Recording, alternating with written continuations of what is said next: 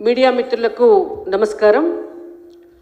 Bharatiya Janata party Goshamahal MLA Shri Raja Singh గారు June 30వ తారీఖు నాడు భారతీయ జనతా పార్టీ సభ్యత్వానికి రాజీనామా చేసినటువంటి విషయం మీ అందరికీ కూడా తెలిసిందే.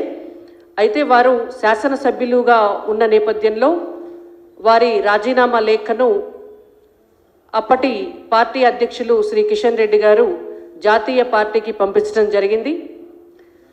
జాతీయ పార్టీ గత అనేక సార్లు కూడా రాజా సింగ్ గారు వారే పార్టీకి సస్పెండ్ చేసినా కూడా అనేక సార్లు వారిని మళ్ళీ పార్టీలోకి తీసుకోవడం జరిగింది. అయితే ఈసారి వారే స్వయంగా రాజీనామా చేసి ఆ లేఖను అప్పటి అధ్యక్షుల వారు కిషన్ రెడ్డి గారికి ఇచ్చిన నేపథ్యంలో వారు రాజీనామా లేఖను కేంద్ర పార్టీకి పంపించడం, జాతీయ పార్టీ వారి రాజీనామాను ఆమోదించడం కూడా జరిగింది.